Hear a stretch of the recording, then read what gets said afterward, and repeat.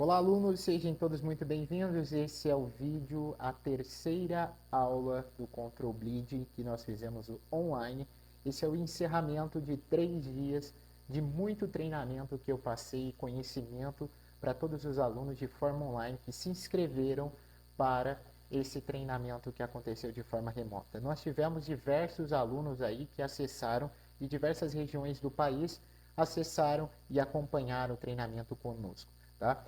Foram cerca de 42 certificações de participação que foram entregues e agora eu tenho o intuito aqui nessa aula, nessa gravação, de recapitular aquilo que a gente passou nessa última aula para deixar registrado para vocês tal conhecimento, para que assim possa se multiplicar esse conhecimento e manter aí gravado tudo aquilo que nós estudamos nessa terceira aula, certo?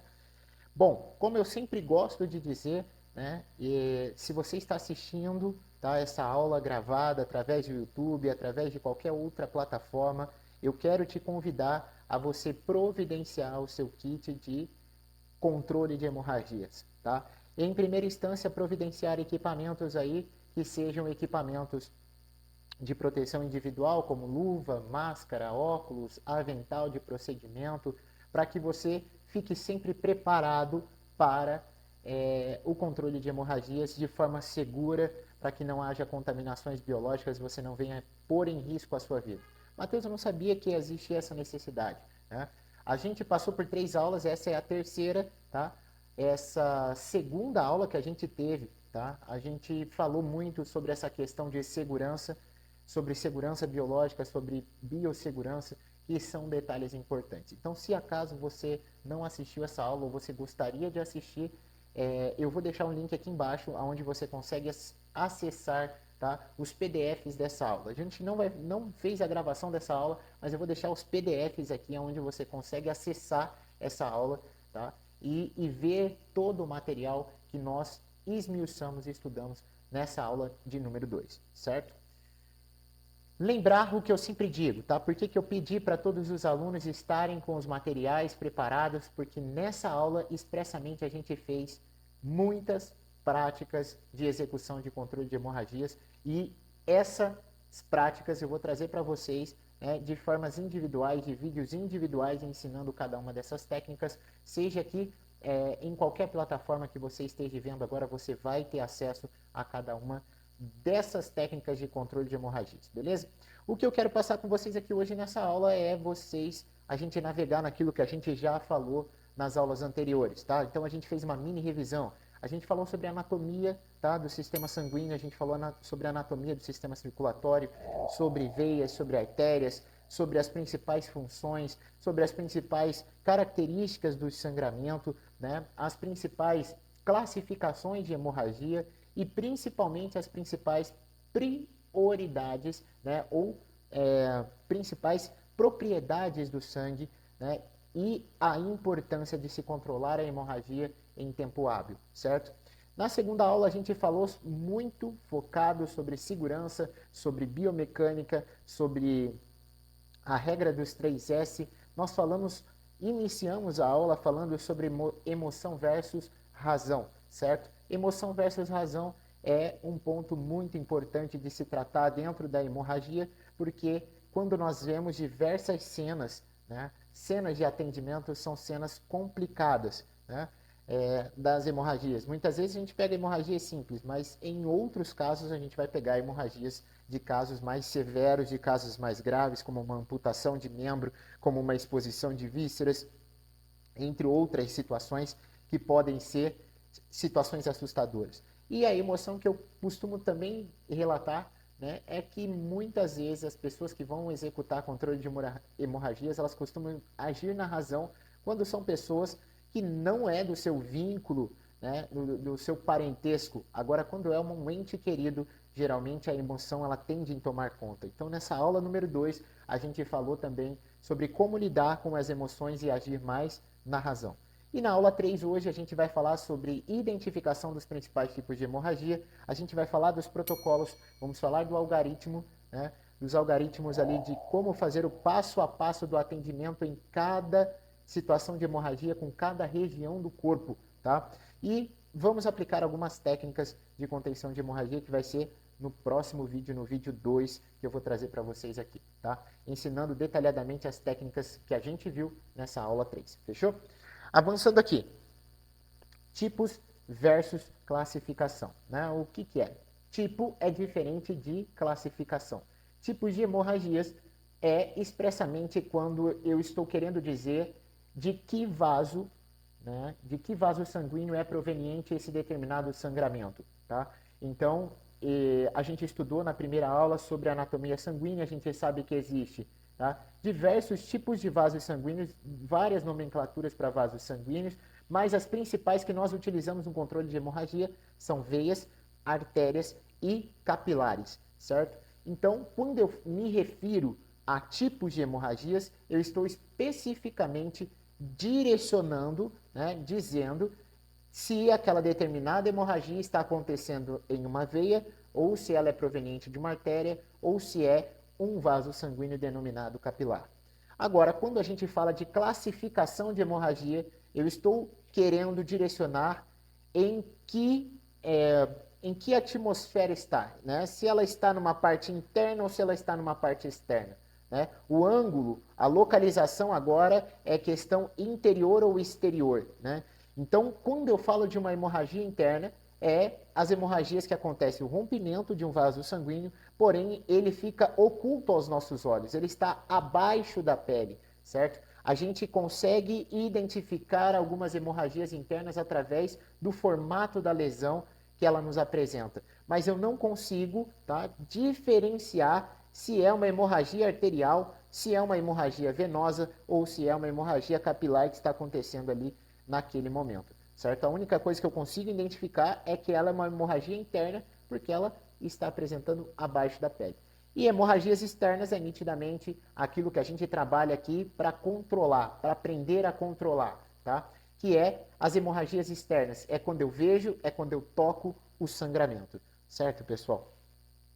Então, os principais tipos de hemorragia são venosa, arterial e capilar, né? A gente tem também a situação de entender, né, a característica através do formato que esse sangue está saindo dessa determinada lesão. A gente consegue identificar de onde que ela é, que tipo, de onde que está sendo proveniente, se de uma veia ou se de uma artéria ou se de um capilar, certo? Então, quando o sangue, nós temos uma hemorragia venosa, o sangue tende a ser de uma cor mais escura e o sangue tende a escorrer do local do ferimento. Quando nós temos uma hemorragia arterial, o sangue é de cor mais clara e ele tende a esguichar, certo? Ele tende a esguichar de uma forma pulsante, né? de um pulso contínuo, tá? Então, quando a gente tem essa hemorragia arterial, a gente considera, né, muitos instrutores consideram como a situação mais grave, né, por ser o sangue mais oxigenado. E aqui eu moro muito um adendo que eu disse para todos no Control Bleed Online. A gente não consegue, tá, mensurar a gravidade, dizer que uma hemorragia arterial é mais grave que uma hemorragia venosa. Eu só vou conseguir definir isso a partir do momento em que eu ver a lesão. Dependendo da gravidade da lesão, eu posso ter hemorragias venosas que são mais graves do que uma hemorragia arterial que esteja ali simultaneamente acontecendo, tá? Então, tudo vai depender da região que foi lesada, do vaso sanguíneo, se ele é mais calibroso ou se não é tão calibroso de tal forma, tá? E do volume de sangue que está saindo, certo? Às vezes é atingida uma artéria, tá? O sangue é pulsante, o sangue está esguichando, mas não é uma artéria calibrosa. Porém, nessa mesma lesão ou em uma outra lesão, uma multilesão que essa vítima tem atingido uma veia de maior calibre e a gente está tendo maior perda de sangue do que a hemorragia arterial. Então, entenda sempre que eu não consigo mensurar e nem consigo, né, decretar que as hemorragias arteriais serão mais graves que as hemorragias venosas, tá? Eu só através da verificação da lesão expressamente que eu tiver ali da minha vítima, tá? O que a gente consegue mensurar que são lesões simples, né, são as lesões que acontecem de forma capilar, que a gente consegue se assemelhar elas, né, para fácil compreensão, que são os ralados, né? A característica que eu consigo identificar esse sangramento no ralado, né? Quando a gente rala uma determinada região do nosso corpo, seja um braço, seja uma perna, seja o joelho, né? Que são regiões mais comuns, tende o sangue a minar do ferimento, tá? Então essa é a característica de um sangue, de uma hemorragia, quando a gente trata de hemorragia capilar, beleza? Avançando. Classificação, eu já expliquei para vocês, é quando a gente identifica se esse tipo de hemorragia está de forma interna, né, ou se ele está de forma externa. Tá? Muito cuidado para não haver essa confusão entre tipo e classificação. Classificação quando é interna ou externa, certo? A gente consegue identificar se esse sangramento está de forma interna ou se ele está de forma externa. E lembrar que a gente só consegue definir os tipos de hemorragia se elas forem hemorragias externas, certo? Porque aí eu consigo ver as características, a cor do sangramento, eu consigo ver a forma que esse sangramento está saindo, se ele está escorrendo, se ele está esguichando, se ele está minando do ferimento. Aí sim a gente consegue identificar se é venosa, arterial ou capilar, beleza? Avançando. Outro ponto muito importante para você que é socorrista, para você que é bombeiro que está assistindo essa aula, tá?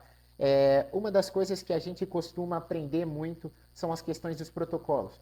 Mas muitos profissionais, eles se apegam tanto a um protocolo, certo? Eles se apegam tanto a um protocolo que eles começam a utilizar como o protocolo como se fosse aqueles tampões de cavalo, tá? Esses tampões de cavalo, eles direcionam você a entender que existe só para frente, é só isso que a gente vai viver. E eu quero trazer uma visão diferenciada para você e dizer que protocolos não são trilhos, aonde você precisa estar preso nele e seguir sempre em cima dele, certo? Entendam que protocolos, eles são trilhas, aonde eles estão te direcionando para um caminho, só que você não existe a necessidade de permanecer exatamente em cima, fixado, preso, né, nesse protocolo. Vai depender de cada cinemática, vai depender de cada cena, vai depender de cada situação, de cada lesão, o proceder com essa vítima, tá? Então, o protocolo, ele nos dá um norte, ele nos dá uma direção e nós caminhamos em cima do protocolo para cumprir e atender da melhor forma possível. Mas não temos que ficar presos como trilhos em cima dele, como se não houvesse outra forma, não houvesse outro modelo a se fazer, certo? É claro que você não vai sair inventando moda, né, e invertendo situações. A gente vai seguir os padrões do protocolo, tá? Mas quando a cena nos for diferente, que a gente precise alterar alguma coisa, não se sinta preso em, eu não posso alterar, eu tenho que fazer, certo? Tudo vai depender da cinemática, da biomecânica, do atendimento que está acontecendo ali no momento, certo, pessoal? Então, um dos protocolos que se fala muito quando a gente fala de hemorragias é o protocolo Marshall, né? Ou MARC. Né? O protocolo Marshall, a gente costuma trazer, né, muitos treinamentos, a gente vê aí na internet dizer sobre APH tático. Quando isso começou a acontecer, várias pessoas começaram, centros de formação, começaram a ganhar dinheiro em cima disso, com socorrista, só pela visão, né, de ser um treinamento diferenciado, né? Mas eu gosto de salientar a ideia para você. Se você tem visão, tá, de entrar para as Forças Armadas, se você tem visão de entrar para a Polícia Militar do seu estado, de onde você estiver me vendo, né, se você tem a missão de entrar para a Polícia Civil, se você tem a intenção de se candidatar para a guerra na Ucrânia, né, aí sim existe uma obrigatoriedade de você treinar o tal do APH tático, tá? Tal do APH tático. Aí sim você treina. Porque quando a gente fala desse APH tático, é expressamente técnicas de resgate e contenção de hemorragias em situações de conflito armado, em zona quente, onde está tendo um tiroteio. Então, se você não vai trabalhar com isso, se você é um bombeiro civil, se você é um socorrista, e você não vai trabalhar no meio de um conflito armado, não existe a necessidade de você gastar o seu dinheiro com o treinamento de APH tático, tá? Porque é desnecessário, tá? Mas eu quero viver a aventura. Beleza, viva a aventura, mas é um treinamento desnecessário. Você poderia estar investindo o seu dinheiro, tá, em um treinamento, em uma outra especialização que forjaria mais ainda o seu currículo, Tá? Se você chegar para uma empresa, você como um bombeiro profissional civil, como um socorrista, eu tenho conhecimento de APH tático. O cara vai falar assim, pô, mas aqui a gente não tem tiroteio, né? A gente não vai ter tiroteio aqui, a gente não troca tiro com ninguém. Então não é tão viável, né, esse conhecimento que você tem. Então pense sempre nisso. Invista em conhecimentos que são de acordo com os objetivos de aonde você quer chegar como um profissional. Beleza, pessoal? Vamos entender um pouquinho o que é esse protocolo Marshall. Protocolo Marshall, vamos observar. Cada nomenclatura, cada nome, cada letra que está aí, ela significa, tá? Ela tem um significado em inglês, tá? E quando a gente começa a entender cada uma dessas letras, ela vai trazer um direcionamento ao que se fazer, né? Um passo a passo do que se fazer.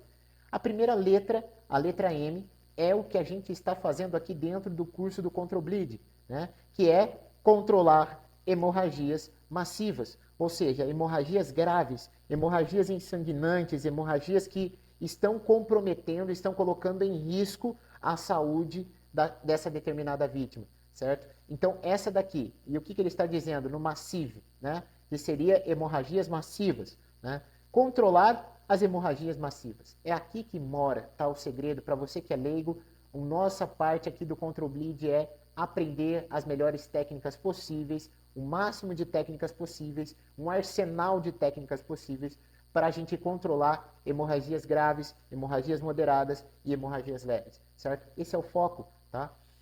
Agora, se você não é um profissional da saúde, não adianta você querer se aventurar no protocolo Marshall e querer fazer alívio de vias aéreas, em querer aprender a manejar uma via aérea, em querer fazer uma ventilação, que até porque você não vai ter esses equipamentos aí para executar esse processo, né? O C, ele está falando sobre circulation, né, que seria a circulação,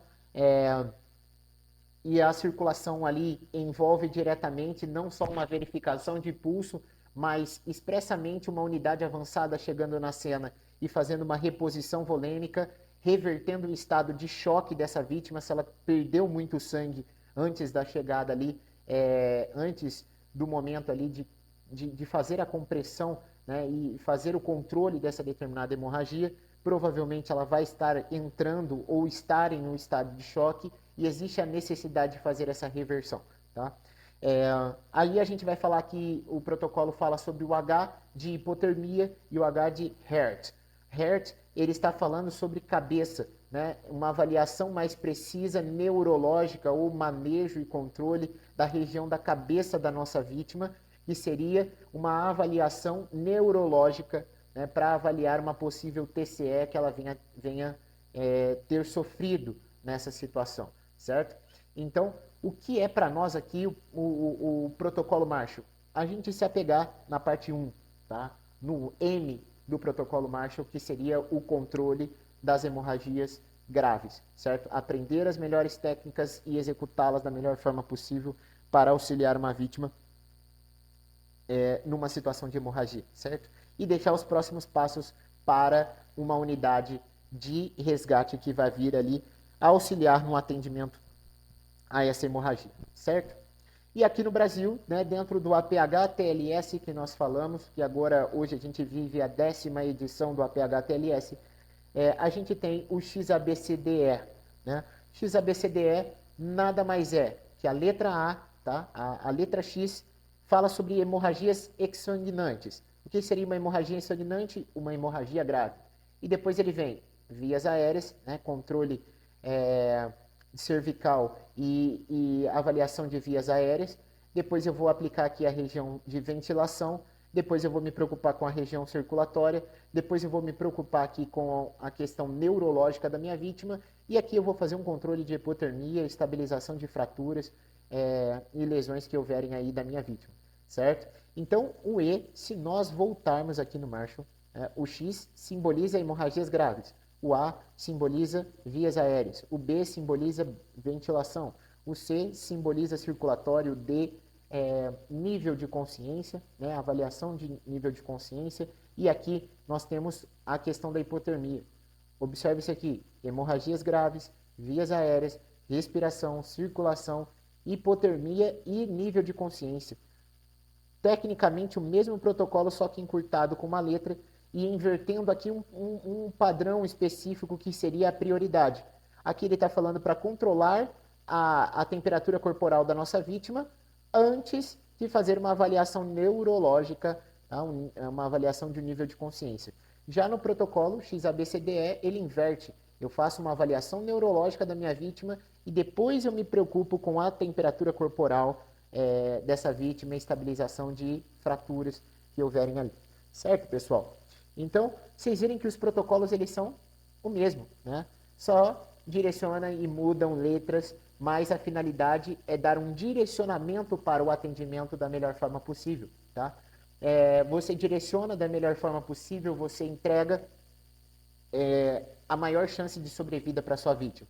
Lembrar, tá, que dentro desses treinamentos que eu estou falando para vocês, a gente não estou passando para você fazer um alívio de vias aéreas, não estou passando fazer ventilação, circulatório, nem nível de consciência, nem a questão de hipotermia. A gente foca expressamente no M e no X desses protocolos, que são controlar a hemorragia, que é o primeiro passo, certo? O que mais mata hoje, dentro do atendimento pré-hospitalar, é as situações de choque hipovolêmico, quando a minha vítima perde muito sangramento e não se era controlado. Não existia-se a letra X no protocolo, tá? Há cerca de 7 anos atrás não se existia a letra X. Era-se apenas o protocolo A, B, C e D, certo? A, B, C, D e E, tá? E aqui apenas no circulatório que se tratava de hemorragias. Então, com muitos estudos foi visto que a hemorragia é uma das principais coisas que estavam matando as pessoas no atendimento pré-hospitalar e colocaram aqui o X, o X de exsanguinante, certo? Então, muito interessante e prioriza-se o sangramento, tá? Prioriza-se as lesões que apresentem a perda de sangue, tá? Porque se houver grande perda excessiva, essa vítima vai evoluir drasticamente, né, para um rebaixamento aí, de sinais vitais e pode chegar a óbito, certo? Então, por isso que eu quero convidar você a aprender as melhores técnicas, a fazer tudo o que precisa ser feito da melhor forma possível no controle de hemorragias. Ser efetivo, tá? Aqui embaixo eu vou deixar para você, se você está me assistindo de qualquer uma das plataformas, tá? Eu vou deixar o link de um treinamento que eu preparei aqui para você, aonde você tem um combo, tá? Você vai ter um combo de aulas onde eu estou ensinando na prática todas as técnicas de contenção de hemorragias possíveis que você pode executar na cena, certo? Do atendimento, desde uma hemorragia capilar até uma hemorragia grave, uma hemorragia severa, uma amputação de membro que você vai fazer, certo? Então aqui embaixo, tá, vai estar na descrição desse vídeo, vai estar o link, ou na bio do meu Instagram, vai estar o link para você acessar esse treinamento. E junto você vai levar o meu manual, volume 1 do controle de hemorragias, tá? O manual definitivo do controle de hemorragias, volume 1, certo? Em breve vai ter, não sei em que tempo você está vendo esse vídeo, mas em breve vai ter o volume 2 e todas as pessoas que adquirirem o combo, elas têm acesso, assim que lançar o 2, elas já têm acesso gratuito ao volume 2 do controle de hemorragias do e-book, né? Controle de hemorragias aí, o manual definitivo, beleza? Então, na nossa próxima aula, tá? Eu vou fazer uma próxima aula aqui e vou lançar para vocês o ergonograma que eu criei aqui de atendimento do passo a passo do que a gente precisa fazer em situações de hemorragia, tá? Desde as hemorragias mais simples até as hemorragias mais graves, como eu devo proceder em cada uma dessas situações, certo? Então, muito obrigado por você ter ficado nessa aula, espero que você tenha entendido. Guarde no seu coração que os protocolos não são trilhos, e sim são trilhas onde você vai caminhar em cima deles, vai te dar um melhor direcionamento e você vai executar da melhor forma possível, fazendo com que aquela vítima tenha chances de sobrevida, certo? Um forte abraço do instrutor Matheus Miranda, até a nossa próxima aula.